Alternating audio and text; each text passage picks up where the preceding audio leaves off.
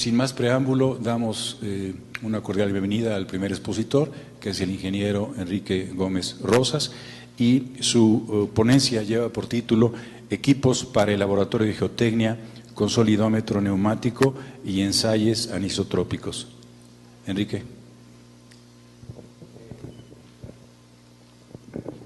¿Se escucha bien ahí? Ok. El trabajo que vamos a presentar fue elaborado y fue dirigido por mí, Miguel Ángel Mendoza, estuvo colaborando en el desarrollo del firmware, y Jesús Ilizarriturri fue la persona que nos ensambló todos los elementos de hardware. ¿Podemos bajar las luces frontales a la pantalla, por favor? Disminuirlas un poco. Como antecedente, yo les quiero platicar que un elemento que es muy importante, sobre todo en estos días y para los trabajos que están haciendo en el aeropuerto, es conocer las características del suelo sobre el cual se van a levantar las nuevas estructuras. Si esto no se hace de manera adecuada, pues las estructuras pueden fallar y pues todos conocemos los efectos terribles de eso. Para lo cual normalmente se hacen ensayos en sitio y ensayos de laboratorio para conocer las características mecánicas del suelo.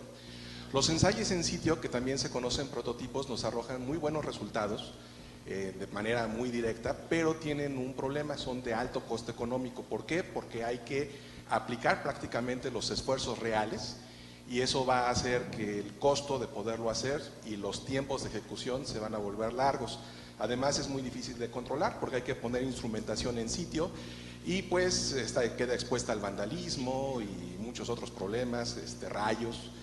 Nos ha llegado a tocar ver efectos que de repente en la caseta donde están adquiriendo datos les cae un rayo, todos se mueren, ¿sí? Y por otro lado, los ensayos de laboratorio no necesariamente arrojan resultados directos, es decir, se requieren realizar series de ensayos de un mismo punto con diferentes niveles de estratigrafía, pero tienen la ventaja de que su costo es más económico, los tiempos de ejecución son menores y son más fáciles de controlar. Esto no quiere decir que uno sea superior al otro. De hecho, en realidad, para las obras grandes, se requieren realizar ambos dos tipos de ensayos.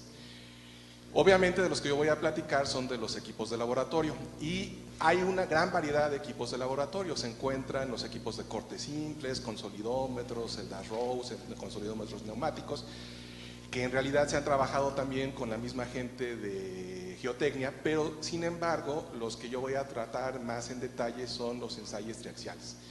Los ensayos triaxiales se pueden dividir en diferentes formas de acuerdo a la metodología de consolidación, al drenaje de la muestra durante la falla y también atendiendo al tipo de consolidación. Así pues, los ensayos permiten hacer pruebas dependiendo del tipo de consolidación, pueden ser consolidadas o no consolidadas, atendiendo al drenaje durante la falla, pueden ser no drenadas o drenadas, lo cual nos va a dar prácticamente tres tipos de prueba para las cámaras triaxiales, que son las CU, que por sus siglas en inglés serían las consolidadas no drenadas, las CDs, que son consolidadas drenadas, y las UU, que son no consolidadas no drenadas. Atendiendo al tipo de consolidación, hay tres tipos de consolidación, que es la consolidación isotrópica, que la presión de confinamiento permanece constante a todo lo largo de la ejecución del ensayo. La consolidación anisotrópica, que esta es sobre todo la que estamos trabajando más, que el confinamiento no es constante a lo largo de la ejecución ni de la consolidación, y se siguen ciertas reglas que van a dar diferentes resultados en el ensayo. Y la consolidación en reposo, que es el K0. Atendiendo al tipo de excitación que se va a realizar durante la falla, es decir, cuando nosotros ya empezamos a aplicar esfuerzos a la muestra, vamos a tener que son ensayos estáticos, que pueden ser monotónicos, es decir, solamente aplicamos una rampa de carga, cíclicos. Esto quiere decir que aplicamos rampas de carga y descarga. Estos dos son lentos y relativamente se pueden considerar muy lentos porque se pueden dar en periodos de 36, 72 horas incluso. Y los dinámicos son ensayos relativamente ahora sí rápidos que van a encontrar las características dinámicas del suelo, y para ellos normalmente se dividen en dos tipos, el senoidal y el medioceno. Sobre todo el medioceno se está utilizando mucho o se usa mucho para vías terrestres, y en este momento se tiene un proyecto en el laboratorio de mecánica de suelos, que realmente es de vías terrestres, y van a utilizar las cámaras de laboratorio de mecánica de suelos para aplicar justamente una excitación de lo que sería el Haversine, que es el medio seno, y pues es muy utilizado para las pistas en el aeropuerto. Y el modo puede ser un modo de carga controlada o desplazamiento controlado.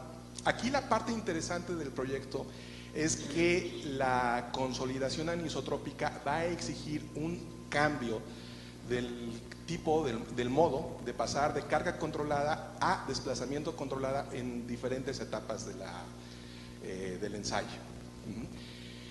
Aquí tenemos una gráfica de la que vendría a ser la cámara triaxial. Del lado derecho, del lado izquierdo tenemos el esquema, y del lado derecho tenemos una fotografía de la cámara tal cual es. Los elementos básicos de la cámara son los que se tienen aquí, que sería un LVDT, una celda de carga, aquí estaría la muestra de suelo, tendríamos un actuador neumático.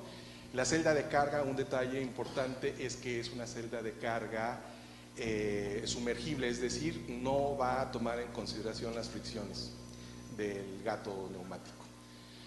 El objetivo del proyecto fue retomar las 3 cámaras Sveil, diseñar un sistema en hardware, software y firmware capaz de realizar ensayos triaxiales en las variedades anteriormente expuestas, pero de forma simultánea. Como se mencionó, los ensayos pueden llegar a durar mucho tiempo, sobre todo la consolidación, y se hicieran uno tras otro, pues realizar 3 pruebas podría tomar prácticamente 15 días. Los recursos disponibles por cada una de las cámaras es un gato neumático, y la parte interesante que yo les quiero mostrar es el último punto. En realidad sería una tarjeta, un tercio de una tarjeta de adquisición de datos. Esto quiere decir que el reto era con una tarjeta de adquisición de datos que tiene 16 entradas analógicas, 2 entradas salidas analógicas y 8 entradas salidas digitales, debemos de hacer el control de todo. Si nosotros determinamos los alcances, vamos a encontrar que por cada una de las cámaras yo necesito medir deformación, carga, presión de poro, confinamiento, contrapresión y cambio de volumen.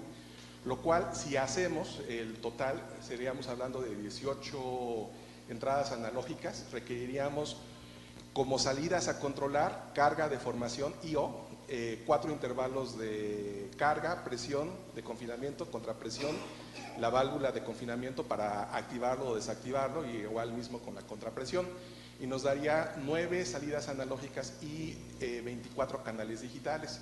La tarjeta lo sobrepasa, por lo cual se decidió generar un nuevo o un hardware que realmente permitiese con una sola tarjeta de adquisición de datos poder realizar el control de las 3 cámaras de manera simultánea. Entonces se desarrolló un backplate, o sea, se hizo toda la parte del circuito impreso, en el cual por un lado se encuentra la fuente de poder, un convertidor de USB a un formato serial RS485, una parte de interconexión y el multiplexaje de algunas líneas analógicas.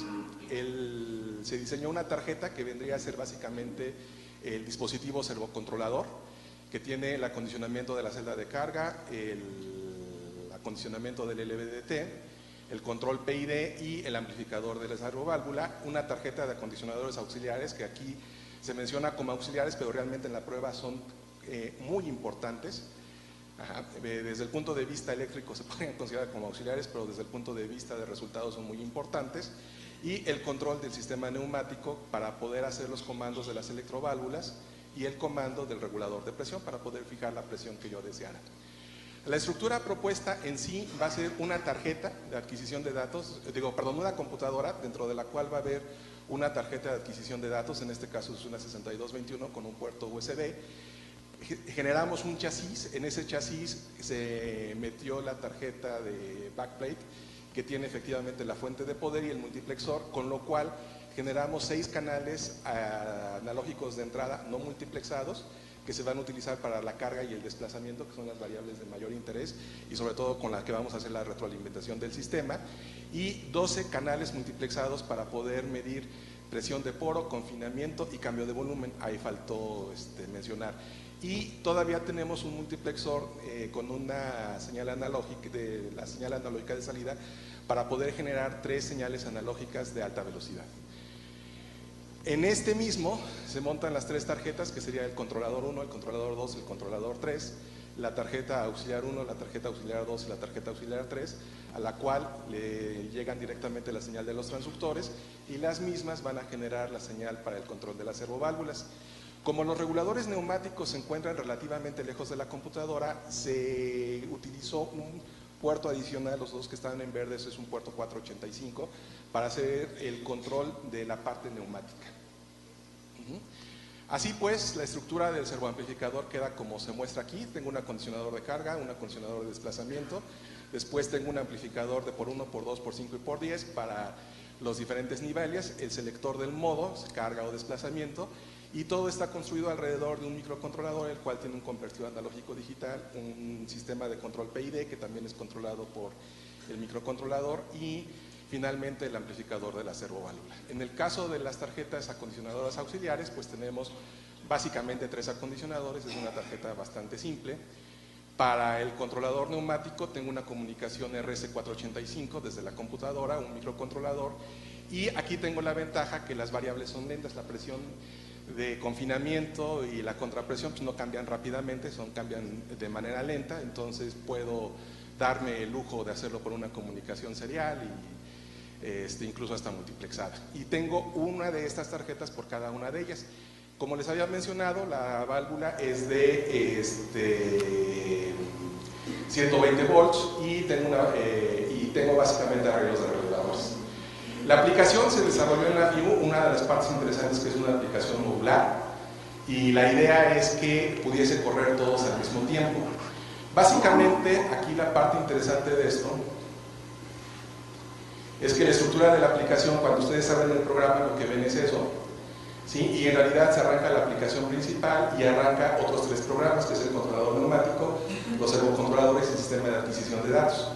La parte de adquisición de datos, la parte bonita al respecto, es de que genera o publica las variables, ¿sí? Se permite configurar el ensayes y entonces cualquiera de los otros elementos son programas que se clonan, no es que me los haya robado, sino que el programa permite que se corra más de una vez al tiempo con un juego de variables independientes, lo cual permite que cualquiera de esas variables, cualquiera de esos programas, pueda correr para cualquiera de las cámaras, ¿sí? Los ensayos anisotrópicos, lo que yo debo de definir básicamente es la metodología, la parte de falla, como les dije ahí tengo que cambiar el modo de operación, ¿sí? Aquí vemos una estructura rápida de cómo se realiza el ensayo anisotrópico y cómo está operando el equipo. Ajá. Y finalmente vamos a entrar a la parte de resultados y sobre todo lo que a mí quisiera comentarles de la manera más importante es esa parte de ahí. La primera parte del ensayo, que es el acondicionamiento, se hace bajo la condición de carga controlada con confinamiento controlado. El segundo tercio se realiza a carga controlada y la falla se realiza a desplazamiento controlado. Obviamente el sistema no debe de moverse en lo absoluto porque los suelos son muy frágiles, son suelos que fallan con el orden de unos 3-4 kilos y una pequeña perturbación del gato puede hacer que el suelo falle. Entonces aquí vemos ya justamente se trazó el valor deseado. Aquí yo tengo la primera etapa donde se puede ver claramente que la carga es monotónica, hace el cambio justo donde se ve el quiebre, empieza a aplicar confinamiento en función de la carga, ¿sí? Termina de aplicarlo y después a desplazamiento controlado efectúa la falla, ¿sí? Pues eso es lo que les quería mostrar en forma muy rápida, hay mucho que platicar aquí al respecto. Y pues les agradezco mucho la atención prestada a la plática. Gracias, Enrique. ¿Sí, alguna pregunta del auditorio? Hay 2 preguntas. Muy rápida la pregunta, no sé de hecho si quepa realmente. Nosotros lo que hemos estado teniendo que hacer ahorita es medir variaciones de propiedades en yacimiento. Entonces, algo de lo que nos está solicitando Pemex es, ellos nos dan los núcleos, entonces obviamente viene ahí confinado en medio, y tenemos que medir varias propiedades, entre ellas porosidad, permeabilidad y demás, y estoy viendo ahí la parte de contrapresiones con diferentes tipos de flujos, llamémosle. O sea, le metes agua congénita, la típica del yacimiento, con y sin aditivos que supuestamente ayudan a mejorar las condiciones de flujo. ¿Eso se podría aplicar directamente con tu sistema?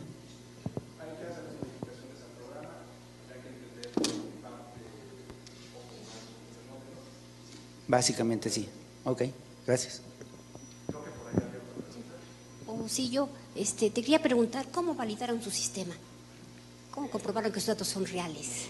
¿Qué error tuvieron? ¿Cómo validamos? Sí.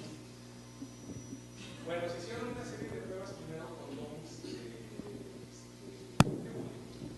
básicamente. Perdón. Se hicieron una serie de pruebas con domis de hule de silicón para que nosotros no tuviésemos que meter una muestra tal cual. Ajá. Y con ella lo que empezamos a hacer es verificar que efectivamente las rutinas de control y de adquisición de datos fueran válidas. Efectivamente se tuvieron una serie de problemas, de repente aplicábamos más carga de la correcta, por lo cual pues, los esfuerzos que aplicábamos sobre la muestra hacían que se deformara. Si hubiéramos aplicado un suelo, pues el problema que tendríamos es que el suelo se desbarata y ya no se puede recuperar. Al contrario de poner una muestra de hule, pues simplemente le aplicamos una carga, damos por terminado el programa, lo volvemos todas sus condiciones iniciales. El hule es elástico, obviamente siempre y cuando no lo llevemos a cargas muy altas, que para este caso no aplica, porque como te comentaba, estamos hablando de 5 o 10 kilos, lo aguanta perfectamente bien, y volvíamos a reiniciar la prueba hasta que efectivamente todo lo se validase. Una vez que se terminó de hacer esto, se procedió a meter ya probetas labradas y con todo esto se generó la parte de validación. Hay una serie de elementos de ahí, tú conoces perfectamente bien, Osvaldo, este trabajo se realizó en equipo con la gente de Geotecnia, mi contacto directo ahí es Osvaldo. Y que de hecho es una cosa que entre paréntesis es muy padre, porque sin realmente yo meterme mucho a la parte de mecánica de suelos, pues le empiezo a entender, y ellos sin meterse mucho a la parte de electrónica pues obtienen lo que quieren. Entonces es un trabajo de colaboración que hay que fortalecer. Y ya con Osvaldo, con la experiencia que ellos tienen con diferentes tipos de suelos, pues lo que hacen es observar cuáles son los resultados que estamos obteniendo y si hay coherencia en los resultados. Entonces, al final del día, ellos son los que dan la validación. Yo nada más me encargo de dar la validación de la parte que lo que medimos sea correcto. Hay una serie de sistemas de calibración y de metodologías que tenemos para verificar que los transductores midan lo que queremos, que los actuadores den la respuesta que deseamos, y ya la parte del análisis de suelos y verificar que el resultado que se está obteniendo sea correcto se encarga Osvaldo y Obando y todos esos. Muchas gracias, Enrique. Muchas gracias. Cristina.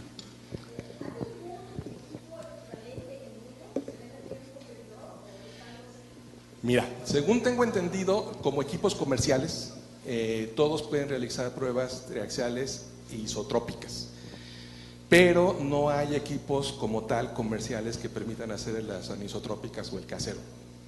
Ajá. Prácticamente todos los equipos son de construcción interna o manufacturas especiales. Aquí ya no fue posible, y en la presentación a mí se me olvidó poner una prueba, pero originalmente la consolidación anisotrópica la llevaban con unos reguladores de presión manuales y demás. Y si tú observas los resultados, pues era una cosa horrible, porque de repente más o menos seguían la línea y luego se les caían los resultados, etcétera. Y aquí nosotros en resultados experimentales estamos siguiendo prácticamente la línea tal cual. Y sí, pues es un proyecto que hay que terminar de pulir y mover mucho, porque no hay. Oye, una última rápida, ¿por qué optaron por multiplexaje y no mejor 2 tarjetas? Por 2 razones importantes. Una, costo; la otra, ya teníamos la tarjeta, ¿sí? Y sobre todo la parte interesante es de que las variables de presión de poro, confinamiento y contrapresión en realidad son muy lentas. Y las variables que son rápidas son deformación y carga. Entonces, como ya teníamos el equipo y ya teníamos todos los elementos, pues simplemente lo que se hizo es que se agregó un multiplexor y esto permitió trabajar de esa forma. Y la otra razón es que nos permite tener un equipo estándar con respecto a los otros que ya teníamos. Normalmente trabajan ellos con equipos de 2 cámaras. Ajá.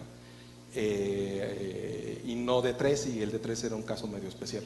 Entonces también por ahí caminamos. Muchas gracias, Enrique.